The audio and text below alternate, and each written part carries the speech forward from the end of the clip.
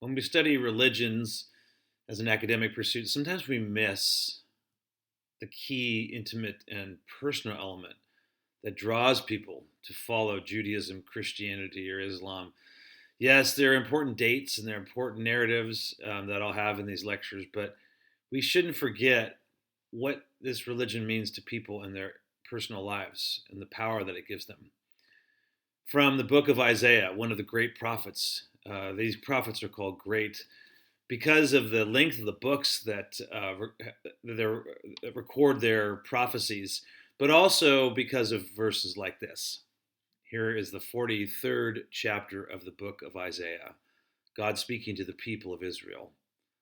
Fear not, for I have redeemed you. I've called you by name, you are mine.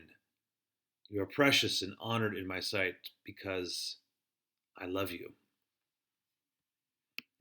We are in the fourth week of the religion of Judaism, one of the religions of confrontation or encounter.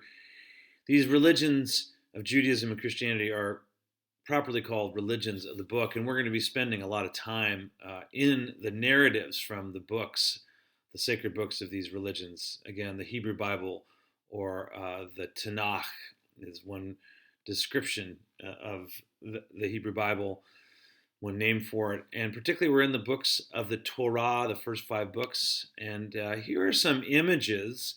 I asked you last time to email me some images. Here are some that come. See if you can pick out the scenes in the Bible, like Isaac and Abraham, or the story of creation. Here's another set of scenes, and you can see how creation is just such a key theme in the biblical texts. Here are other themes: wrestling with the angel, which is the key to the understanding of the name Israel, which is the one who wrestles with God, which we'll see from Genesis, the book of Genesis, chapter 32. And then also the depictions again of, I don't know, there you can pick out one. I continue to be drawn to Adam and Eve and the way that God and human beings are depicted in these, which so often, by the way, reinforce racial, ethnic, shall I say, stereotypes, because we know that in the Levant, the area of Israel, the area of Palestine, that people are not light-skinned like these people. So anyway, here is one more picture of God bringing forth creation, the creation of human beings. All right, we're looking now again at the 22nd chapter of Genesis. Describing this part of the great patriarch Abraham. And as I've mentioned, these are often called Abrahamic religions, these being Judaism, Christianity, and Islam. All have Abraham in their histories and in their theologies. And here, Abraham's last and greatest test. Here I read again from the Jewish Study Bible. This magnificently told story, known in Judaism as the Akedah, the binding, is one of the gems of the biblical narrative. It also comes to occupy a central role in rabbinic theology and eventually to be incorporated into the daily liturgy. Jewish religion regards this as the 10th and climactic test of Abraham, the first Jew. Sometime afterward, God put Abraham to the test. He said, "Abraham," who answered, "Here I am." And he said, "Take your son, your favored one, Isaac, whom you love, and go to the land of Moriah, and offer him there as a burnt offering on one of the heights that I will point out to you." So early the next morning, Abraham saddled his ass and took with him 2 of his servants and his son Isaac. He split the wood for the burnt offering, and he set out for the place of which God had told him.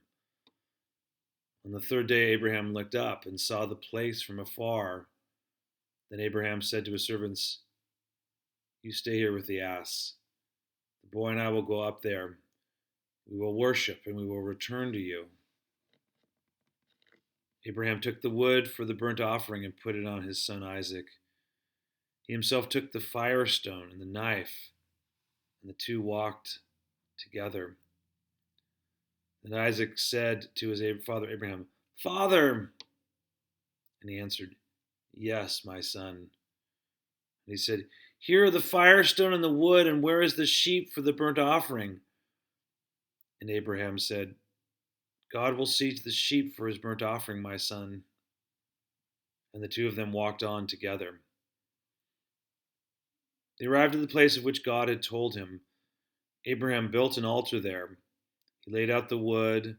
He bound his son Isaac. He laid him on the altar on top of the wood.